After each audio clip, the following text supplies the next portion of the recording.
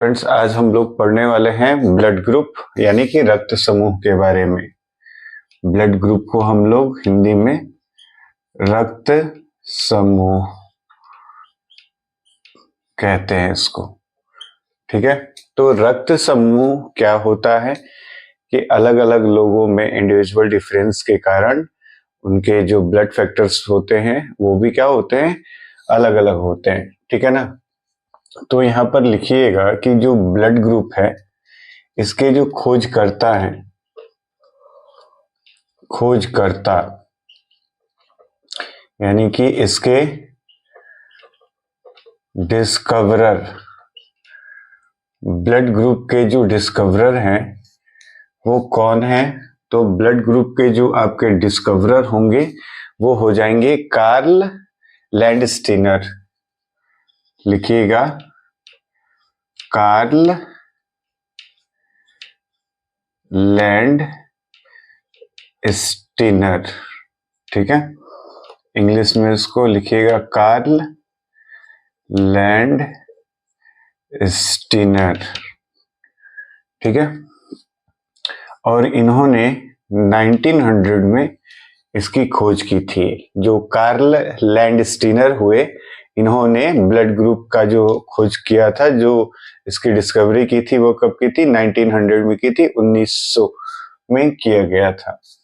तो अब यहाँ पर देखिएगा आप लोग, रक्त समूह, कौन कौन से रक्त समूह होते हैं। ठीक है, कौन कौन से ब्लड ग्रुप होते हैं।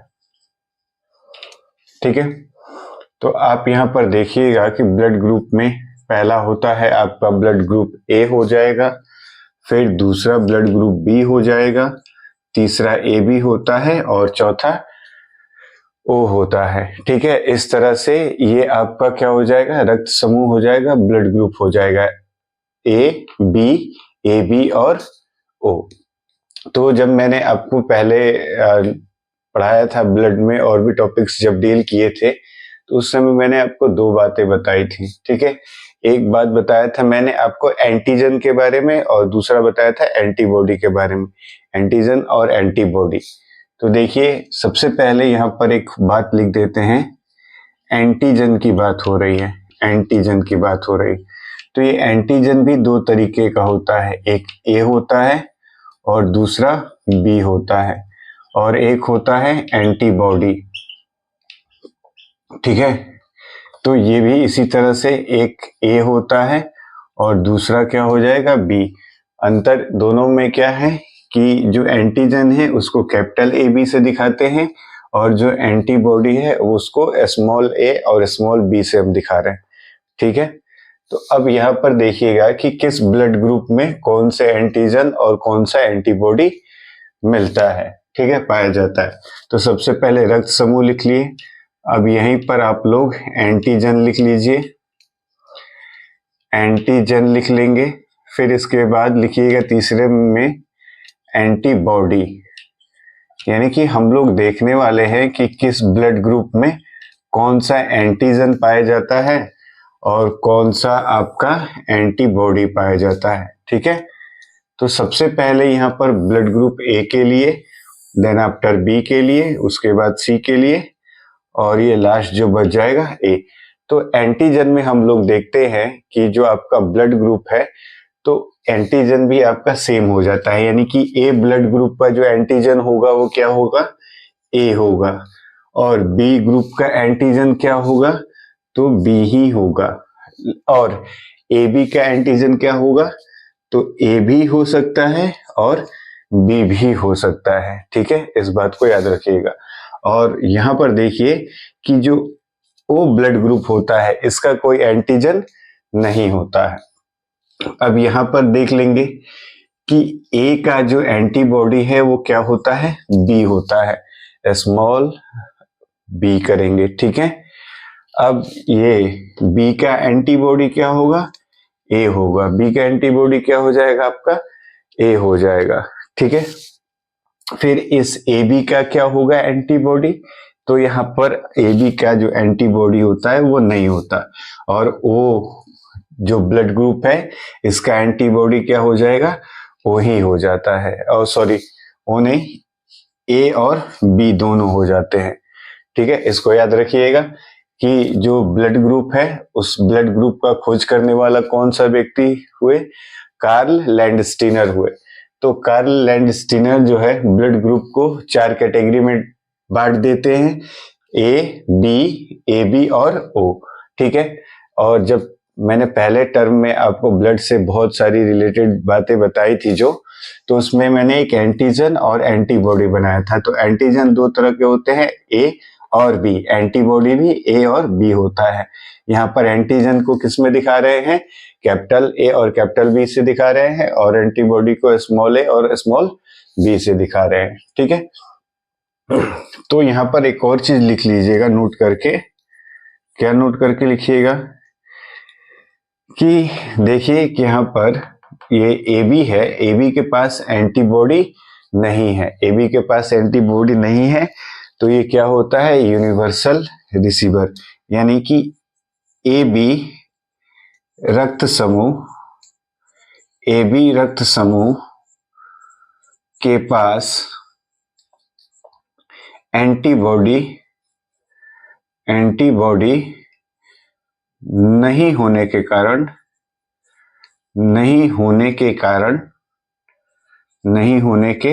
कारण यह सार्वभौमिक ग्राही यानी कि यूनिवर्सल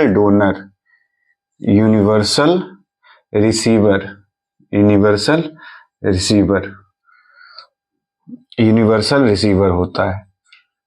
ठीक है, यानी कि जो ब्लड ग्रुप हमारा ए बी है उसके पास एंटीबॉडी नहीं होने के कारण ही ये क्या हो जाता है, यूनिवर्सल रिसीवर हो जाता है। अब इससे मिलता जुलता एक और चीज है, यूनिवर्सल रिसीवर हो गया तो कोई ना कोई यूनिवर्सल डोनर भी होगा। तो जिसके पास एंटीजन नहीं होता है, ठीक है, जिसके पास एंटीजन नहीं होगा, तो किसके पास एंटीजन नहीं है, तो ब्लड ग्रुप ओ के पास एंटीजन नहीं है, तो इसके कारण ये क्या होता है, यूनिवर्सल डोनर होता है। यहां पर लिखिएगा, क्या लिखिएगा कि ओ रक्त समूह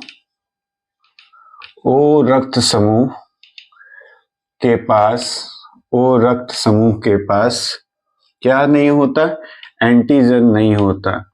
एंटीजन नहीं होने के कारण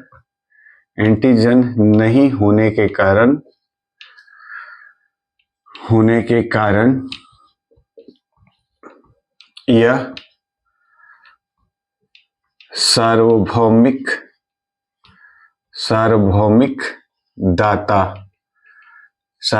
दाता कहने का मतलब यूनिवर्सल डोनर होता है।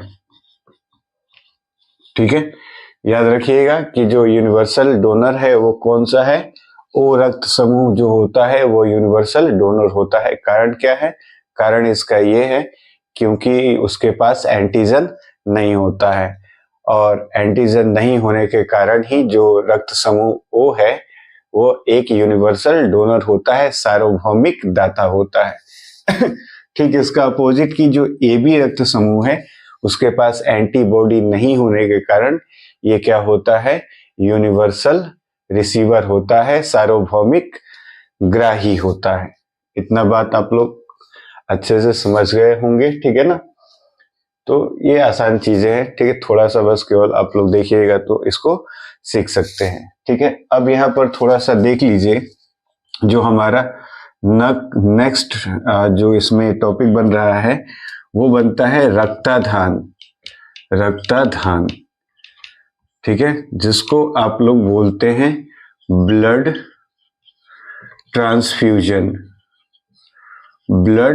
ट्रांसफ्यूजन।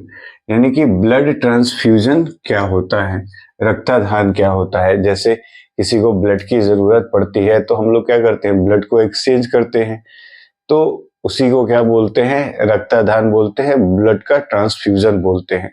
लेकिन एक बात याद रखिएगा कि ब्लड के ट्रांसफ्यूजन के लिए ब्लड ग्रुप का मैच होना बहुत जरूरी है। यानी कि रक्तदान के लिए, यानी कि रक्तदान के लिए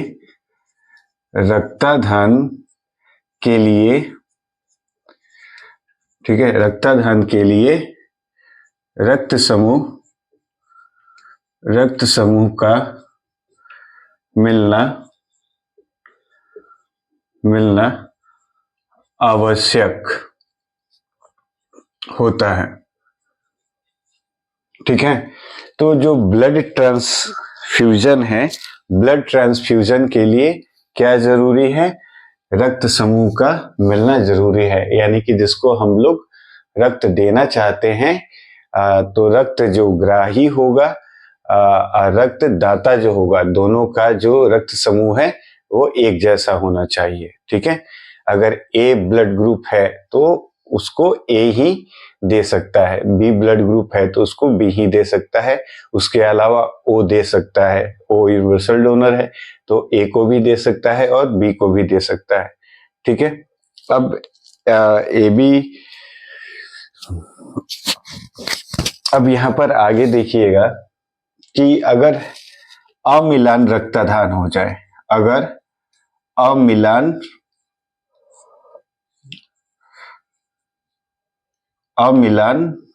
रक्तदान के कारण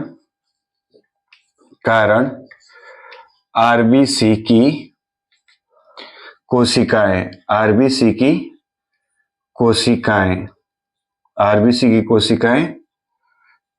आपस में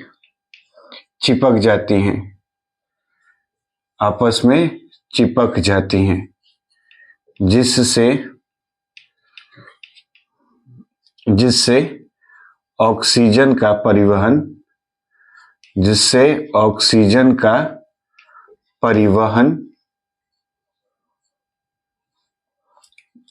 रुक जाता है। जिससे ऑक्सीजन का परिवहन क्या हो जाएगा? रक्तदान। यानी कि ब्लड ट्रांसफ्यूजन के दौरान रक्तग्राही और रक्तदाता दोनों का ब्लड मिलना चाहिए, तब जाके वो रक्तग्राही जो होगा, लेने वाला जो होगा, रिसीवर जो होगा, उसके ब्लड में ये ब्लड क्या होगा? सेट करेगा तो वो स्वस्थ हो जाएगा। अगर उसे हम लोग क्या करते हैं, गलती से दूसरा ब्लड ग्रुप यूज करके उसको क्या करते हैं? चढ़ा देते हैं, लगा देते हैं ना, तो क्या हो जाएगा? तो अमिलन रक्तदान उसको बोलेंगे। ठीक है, और जब अमिलन रक्तदान होता है तो आरबीसी की जो कोशिकाएं होती हैं वो आपस में क्या हो जाती हैं? चिपक जाती हैं। तो आप लोग जानते हैं कि आरबीसी के अंदर कौन सा वर्णक होता है? हेमोग्लोबिन पिगमेंट होता है, और वो हेमोग्लोबिन पिगमेंट क्या करता है? ऑक्सीजन को कैरी करता है, ऑक्सीजन का ट्रांसपोर्टेशन करता है, ऑक्सीजन का परिवहन करता है। तो अमिलन रक्तदान की वजह से जब आरबीसी की कोशिकाएं आपस में चिपक जाएंगी तो ऑक्सीजन की परिवहन में क्या हो जाएगा? बाधा हो जाएगी। ऑक्सीजन के परिवहन में बाधा हो जाएगी तो हर कोशिकाओं के पास ऑक्सीजन पहुंचेगा नहीं, और वो व्यक्ति क्या हो जाएगी? उस व्यक्ति की मृत्यु हो जाएगी, उस व्यक्ति की मौत हो सकती है। ठीक है, इसको देखिए एक बार।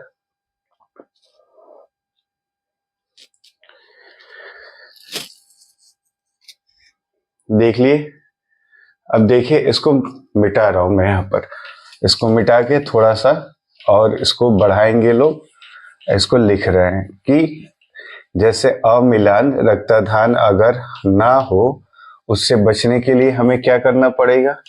तो उससे बचने के लिए हमें पता होना चाहिए कि हाँ, ये जो रक्त समूह है किस किस को ब्लड दे सकते हैं, है ना, और किस किस से ब्लड ले सकते हैं। तो सबसे पहले यहाँ के बाद रक्तदान के बाद ही यहाँ पर ये आ गया कि रक्तदान कैसे होना चाहिए, यानी कि कौन सा ब्लड ग्रुप किसे दे सकता है और किससे वो ब्लड ले सकता है। ठीक है, तो यहाँ पर क्या कर सकते हैं? यहाँ पर लिख लीजिए कि ये तो रक्त समूह की कैटेगरी हो गई। अब यहाँ पर लिखिएगा कि किसे ये डोनेट कर सकता है। ठीक है, किसे दे सकता है, किसे दे सकता है ये। ठीक है, इसके बाद और ये किससे ले सकता है, किससे ले सकता है। ठीक है, यानी किससे ये क्या करेगा, रिसीव करेगा। ठीक है, तो ब्लड ग्रुप ए है तो ये किसको दे सकता है, ए को दे सकता है। ब्लड ग्रुप ए है तो सिंपल ए को ही ना दे सकता है।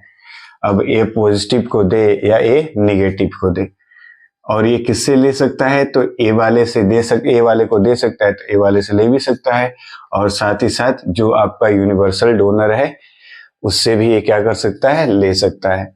जो बी ब्लड ग्रुप वाले होते हैं ये किसको दे सकते हैं, बी ब्लड ग्रुप वाले को दे सकते हैं, और ये बी तथा यूनिवर्सल डोनर ओ से क्या कर सकते हैं, ले सकते हैं। ए बी है, ये ए बी को ही क्या कर सकता है, दे सकता है। और किससे ले सकता है, तो ए से भी ले सकता है, बी से भी ले सकता है, ए बी से भी ले सकता है, और ओ से भी ले सकता है। आपका जो यूनिवर्सल डोनर है उससे सभी लेंगे। और ये ओ ब्लड ग्रुप है, ये किस किस को दे सकता है, तो ए को भी दे सकता है, बी को भी दे सकता है, ए बी को भी दे सकता है, और ओ को भी ओ को भी, जो सेम ब्लड ग्रुप वाले हैं उनको भी दे सकता है। और ये सिर्फ ले किससे सकता है, तो ओ ब्लड ग्रुप वाले से ले सकता है। ये बात क्लियर हो गया कि रक्तदान क्या होता है, ब्लड का ट्रांसफ्यूजन क्या होता है। तो ब्लड के ट्रांसफ्यूजन में क्या होता है कि एक रिसीवर होता है और एक डोनर होता है। तो रिसीवर का काम है ब्लड को लेने का, और डोनर का काम है ब्लड को देने का। लेकिन ब्लड ट्रांसफ्यूजन में क्या होता है, तो मैंने क्या कहा कि रक्तदान के लिए रक्त समूह का मिलना क्या है, आवश्यक है। तो यहाँ पर देखिए रक्त समूह का मिलना आवश्यक है। ए ब्लड ग्रुप वाले को क्या कर सकता है, ए वाला ही दे सकता है, और किससे ले सकता है, ए से ले सकता है, और यूनिवर्सल डोनर जो है उससे ले सकता है। ए ब्लड ग्रुप वाला बी से नहीं लेगा, ठीक है, या बी ब्लड ग्रुप वाला है तो वो ए से नहीं मांग सकता है। तो बी ब्लड ग्रुप वाला किससे मांगेगा, या तो बी को ही देगा, और किससे ले सकता है, बी वाले से ही लेगा, और यूनिवर्सल डोनर से लेगा। ए बी किसको दे रहा है, ए बी को दे सकता है, लेकिन ए से ले सकता है, बी से भी ले सकता है, ए बी से भी ले सकता है, और ओ से भी ले सकता है। और जो रक्त समूह आपका बच जाता है ओ, ये ए को भी देगा, बी को भी देगा, ए बी को भी देगा, और ओ को भी देगा। लेकिन ये ले सिर्फ ओ से सकता है, ठीक है। और अगर इसमें मिसमैच करके हम लोग क्या करते हैं, अमिलान रक्तदान करते हैं, अनमैच्ड ब्लड ट्रांसफ्यूजन अगर हो जाए, तो अनमैच्ड ब्लड ट्रांसफ्यूजन की वजह से आरबीसी की कोशिकाएं आपस में चिपकेंगी, ऑक्सीजन का परिवहन नहीं होगा, और ऑक्सीजन का परिवहन नहीं होने से व्यक्ति की क्या हो जाएगी, मृत्यु हो जाएगी। ये बातें स्पष्ट हो गई। अब देखिए कि आखिर कोई ब्लड ग्रुप पॉजिटिव है या निगेटिव है वो कैसे होता है, ठीक है। तो आगे बताने वाले हैं आप लोगों को कि जो कैसे कोई ब्लड ग्रुप क्या होता है, पॉजिटिव होता है, और कैसे कोई ब्लड ग्रुप निगेटिव होता है, ठीक है।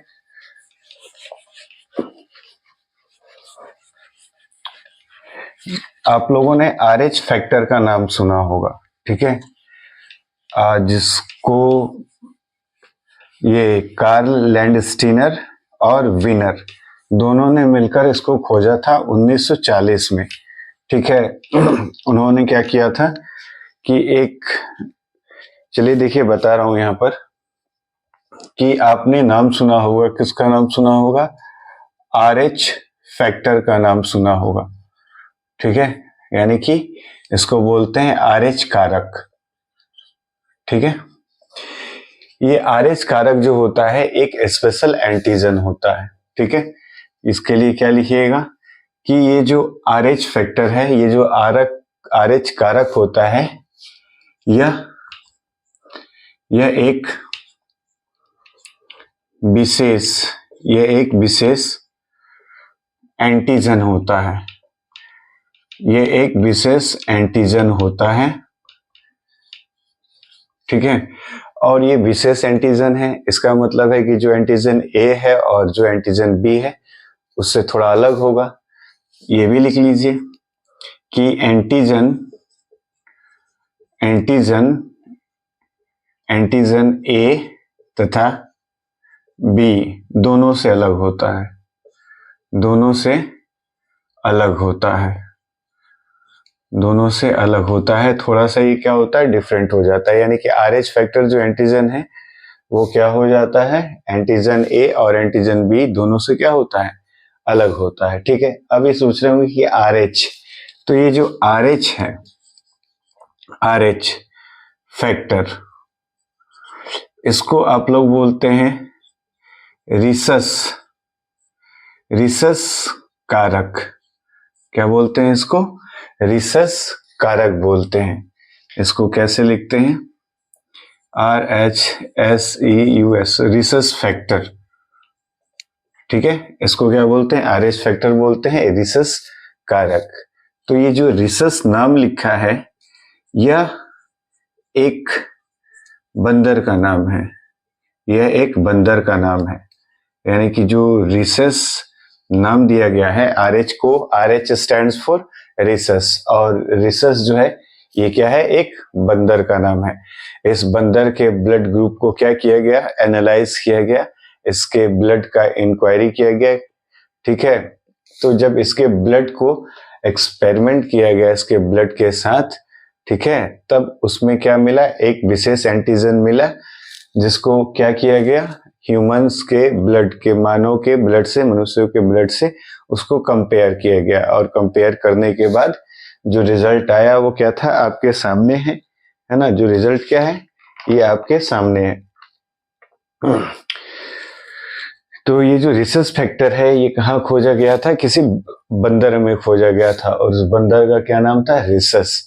और इस रिसस बंदर का नाम है, ठीक है, और ये क्या किया गया, इसके ब्लड, इसके ब्लड को यानी कि इसके रक्त को क्या किया गया, एक्सपेरिमेंट किया गया, इसके रक्त के साथ एक्सपेरिमेंट किया गया, जिसमें विशेष एंटीजन, विशेष एंटीजन RH फैक्टर पाया गया, पाया गया। ठीक है, फिर इसके बाद क्या किया गया, तो कंपेयर किया गया, किससे कंपेयर किया गया, ह्यूमंस के ब्लड से कंपेयर किया गया, और ह्यूमन के ब्लड से कंपेयर किया गया।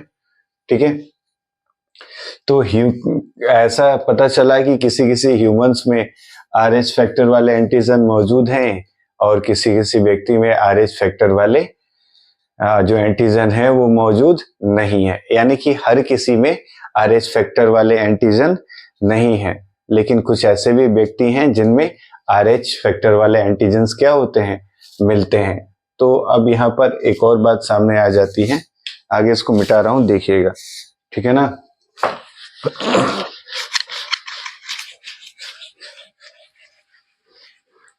ये जो RH फैक्टर का बात हो रहा है ना, RH फैक्टर वाला ही बात यहाँ पर लिख रहे हैं, ठीक है, कि RH फैक्टर जो है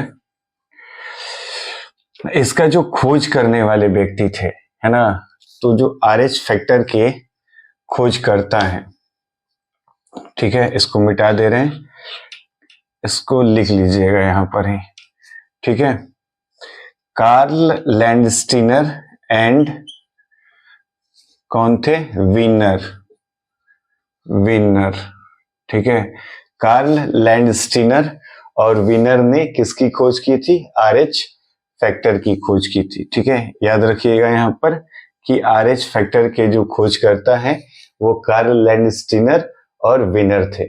ठीक है, इन्होंने इसका जो डिस्कवरी है कब किया था, 1940 में किया था, 1940 ईस्वी में किया था, जिसमें बताया कि RH फैक्टर एक विशेष एंटीजन होता है, और ये एंटीजन ए और एंटीजन बी से क्या होता है, अलग होता है। और जो RH फैक्टर है जिसे हम लोग रिसस कारक के नाम से जानते हैं, रिसस फैक्टर के नाम से जानते हैं, और रिसस जो नाम था ये एक बंदर का नाम था, और इस बंदर में ही सर्वप्रथम किसको देखा गया था, RH फैक्टर को देखा गया था, इसके ब्लड के साथ एक्सपेरिमेंट किया गया, और फिर क्या किया गया, कंपेयर किया गया, कंपेयर कंपेयर किया गया, कंपेयर किया गया।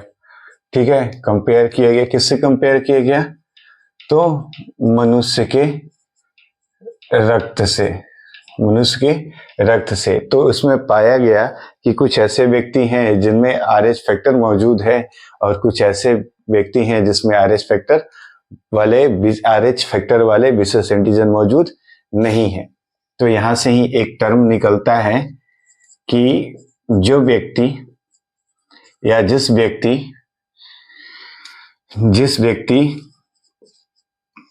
के पास RH फैक्टर वाला एंटीजन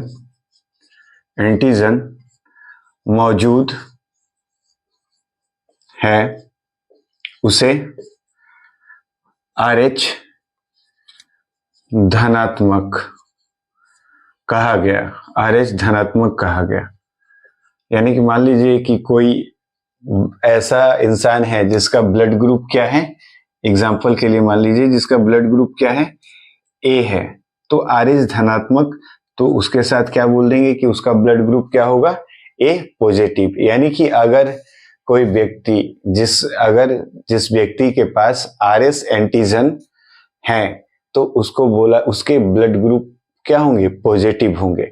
और जिसके पास RH एंटीजन नहीं है उसको क्या बोलेंगे, RH निगेटिव। यानी कि उसका जो ब्लड ग्रुप होगा वो क्या होगा, निगेटिव। तो यहाँ पर ये मैं क्या चीज समझा रहा हूं अब, कि आपका ब्लड ग्रुप पॉजिटिव कैसे होता है और कैसे निगेटिव, कैसे हम बोल देते हैं कि किसी का ब्लड ग्रुप पॉजिटिव है या किसी का ब्लड ग्रुप निगेटिव है।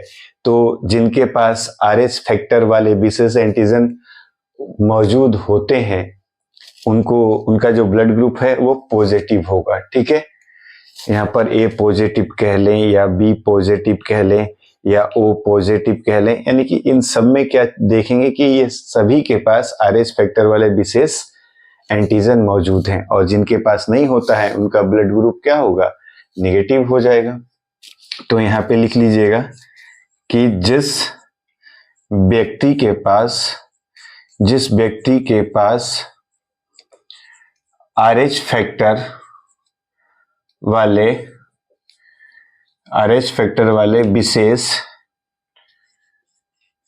एंटीजन नहीं